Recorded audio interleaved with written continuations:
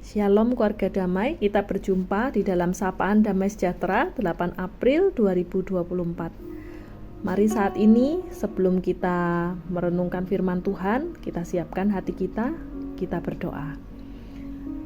Tuhan Allah Bapa kami, sungguh kami bersyukur jikalau hari ini kami boleh kembali merenungkan firman-Mu ya Tuhan. Terkhususnya kami boleh kembali belajar melalui para tokoh Alkitab di dalam firman Tuhan, yang boleh menjadi teladan iman di dalam kehidupan kami. Biarlah kami boleh belajar untuk lebih lagi semakin bertumbuh menjadi pribadi yang memuliakan Tuhan. Saat ini kami membuka hati kami untuk merenungkan firman-Mu. Di dalam nama Tuhan Yesus kami berdoa. Keluarga damai, bacaan kita pada hari ini diambil dari Daniel pasal 6. Ayat yang pertama hingga ayat yang ketiga, dilanjutkan ayat ke-25 hingga 28. Lalu berkenanlah Darius mengangkat 120 wakil-wakil raja atas kerajaannya. Mereka akan ditempatkan di seluruh kerajaan. Membawai mereka diangkat pula 3 pejabat tinggi, dan Daniel adalah salah satu dari ketiga orang itu. Kepada mereka lah para wakil-wakil raja harus memberi pertanggungan jawab supaya raja jangan dirugikan. Maka Daniel ini melebihi para pejabat tinggi dan para wakil raja itu, karena ia mempunyai roh yang luar biasa dan raja bermaksud untuk menempatkannya atas seluruh kerajaannya. Dilanjutkan ayat yang ke-25. Kemudian Raja Darius mengirim surat kepada orang-orang dari seluruh bangsa, suku bangsa dan bahasa yang mendiami seluruh bumi, bunyinya, bertambah-tambahlah kiranya kesejahteraanmu.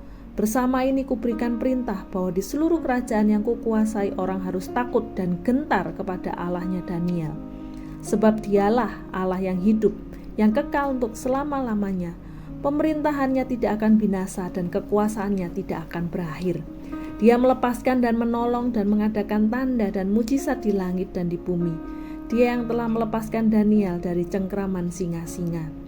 Dan Daniel ini mempunyai kedudukan tinggi pada zaman pemerintahan Darius dan pada zaman pemerintahan Kores orang Persia itu. Keluarga damai yang terkasih di dalam Tuhan, pada hari ini kita belajar melalui firman Tuhan yang menceritakan tentang seorang tokoh yang bernama Daniel. Ketika kita berbicara tentang Daniel, mungkin kita akan langsung mengingat kisah bagaimana Daniel dimasukkan di gua singa. Namun singa tidak memakan Daniel, karena kita percaya bukan Daniel yang hebat, tetapi Daniel pun percaya bahwa Allah lah yang telah melindunginya dari terkaman singa. Keluarga damai, namun hal yang dapat kita petik dari kehidupan seorang tokoh yang bernama Daniel, yaitu bagaimana bukan tentang sekedar Daniel yang dilepaskan dari para singa di gua singa, tetapi kita juga dapat belajar tentang bagaimana Daniel menjadi seorang pribadi yang hidup pada masa itu di tengah-tengah tantangan zamannya, tapi dia menjadi pribadi yang dapat memuliakan Tuhan. Keluarga damai, siapa sih Daniel ini? Daniel ini merupakan seorang yang hidup di zaman pemerintahan 3 raja pada waktu itu, yaitu Raja Nebukadnezar, Belsyazar, dan Raja Darius. Dan Daniel ini bukan hanya sekedar hidup di 3 zaman pemerintahan raja, tapi Daniel menjadi seorang yang dipilih oleh raja-raja tersebut untuk menjadi orang penting di dalam pemerintahan mereka. Sekalipun Daniel hadir sebagai kaum minoritas dan hidup di tengah-tengah bangsa yang tidak menyembah Allah yang benar, kita dapat melihat bagaimana Daniel ini menjadi satu pribadi yang mempermuliakan Allahnya.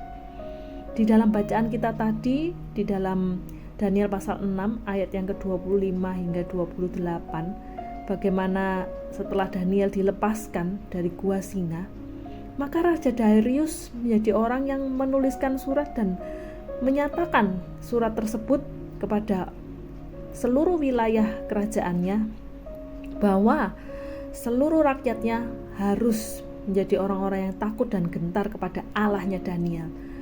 Dan Raja Darius mengakui bahwa Allah Daniel adalah Allah yang hidup, yang kekal untuk selama-lamanya. Pemerintahannya tidak akan binasa dan kekuasaannya tidak akan berakhir. Keluarga damai, Daniel menjadi pribadi yang memuliakan Tuhan, sekalipun dia hidup di tengah-tengah bangsa yang tidak mempercayai Allah pada waktu itu. Sebenarnya apa hal yang dapat kita pelajari dari kehidupan Daniel? Ada 3K, ciri-ciri hidup seseorang yang memuliakan Allah yang dapat kita pelajari melalui Daniel. K yang pertama adalah keteguhan hati. Ketika Daniel dia mendengar bahwa turun surat perintah bahwa dia akan dihukum, apa yang Daniel lakukan? Maka pergilah ia ke rumahnya, dalam kamar atasnya ada tingkap-tingkap yang terbuka ke arah Yerusalem. 3 kali sehari ia berlutut serta memuji Allahnya seperti yang biasa dilakukannya.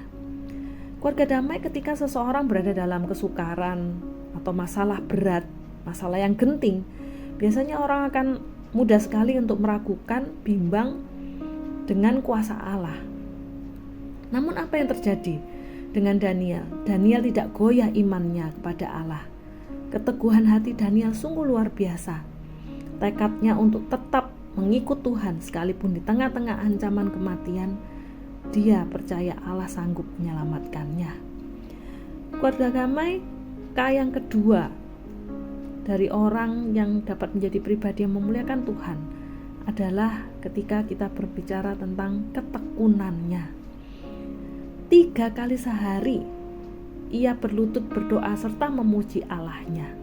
3 kali sehari Daniel berdoa serta memuji Allah, dan itu dilakukannya seperti biasa yang dilakukannya. Jadi tidak hanya saat itu saja, waktu genting saja, tetapi memang di dalam keseharian Daniel selalu melakukan hal itu. Daniel menyembah Allah setiap hari, sekalipun di tengah-tengah kehidupan yang mungkin naik turun ya. Sekalipun Daniel tinggal di tengah-tengah, di dalam posisi yang tinggi, yang mungkin enak, tetapi dia tinggal di tengah-tengah bangsa yang memiliki kepercayaan yang berbeda dengan dia. Bisa saja posisi yang enak itu melenakan dia, sehingga dia menjadi orang yang lupa pada Tuhan. Tetapi tidak, Daniel tetap melakukan berdoa dan memuji Allah setiap hari.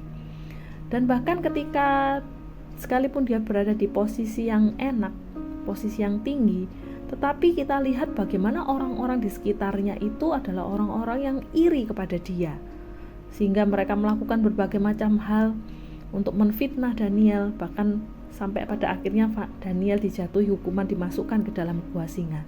Kita lihat bagaimana di tengah-tengah kondisi yang genting sekalipun Daniel juga tetap bertekun memuji, menyembah Allah. Inilah pribadi yang dapat memuliakan Tuhan, karena dia seorang pribadi yang tidak hanya memiliki keteguhan hati namun juga ketekunan. Dan K yang ketiga adalah kesetiaannya. Daniel dikatakan di dalam kamar atasnya ada tingkap-tingkap yang terbuka ke arah Yerusalem. 3 kali sehari ia berlutut berdoa serta memuji Allahnya. Di dalam kamar ini merepresentasikan Daniel sebagai orang yang setia kepada Allahnya. Dia tidak pernah lalai untuk beribadah kepada Allahnya, sekalipun dia di dalam masa pembuangan, di tengah-tengah orang yang menyembah dewa-dewa dan menyembah raja pada waktu itu. Sekalipun diperintahkan untuk menyembah Raja Darius, Daniel tidak mau melakukannya, karena Daniel berketetapan hati untuk setia kepada Tuhan. Dan bahkan dia menjadi orang yang siap membayar harga atas imannya kepada Allahnya. Keluarga damai, sebuah kesetiaan menuntut sebuah harga yang harus dibayar. Dan itu Daniel lakukan. Dan ketika dia melakukannya, maka dia dapat menjadi pribadi yang memuliakan Tuhan. Daniel tidak hanya seorang yang memiliki keteguhan hati, memiliki ketekunan, tapi dia juga memiliki kesetiaan. Tidak hanya dia terus-menerus melakukan, tetapi bahkan dia rela berkorban, dia rela membayar harga untuk menjadi pengikut Tuhan. Keluarga damai, bagaimana dengan kita saat ini? Apakah kita sungguh sudah menjadi pribadi yang memuliakan Tuhan? Kiranya kita dimampukan untuk menjadi pribadi yang boleh memuliakan Tuhan dengan kita hidup memiliki keteguhan hati, ketekunan kepada Tuhan, serta kita memiliki kesetiaan kepada Tuhan, sekalipun kita harus membayar harganya. Kiranya kita dimampukan menjadi pribadi-pribadi yang memuliakan Tuhan. Amin. Mari kita berdoa. Tuhan, kami bersyukur memiliki Allah seperti Engkau yang boleh menjadi teladan di dalam kehidupan kami. Bagaimana di waktu lalu, di waktu Paskah, kami boleh mengingat besarnya pengorbanan Tuhan yang boleh mati dan bangkit bagi kami. Dan Tuhan, saat ini kami rindu menjadi anak-anak Tuhan yang boleh terus memuliakan Tuhan di dalam kehidupan kami. Ajarlah kami untuk selalu memiliki keteguhan hati, keyakinan, serta kami memiliki ketekunan, dan juga kami juga boleh menjadi orang yang terus memiliki kesetiaan kepada Tuhan. Di tengah-tengah tantangan zaman ini, kiranya Tuhan yang menguatkan dan memampukan kami. Inilah menjadi kerinduan kami, Tuhan. Pakailah kami untuk menjadi pribadi-pribadi yang mempermuliakan nama-Mu. Di dalam nama Tuhan Yesus kami berdoa. Amin.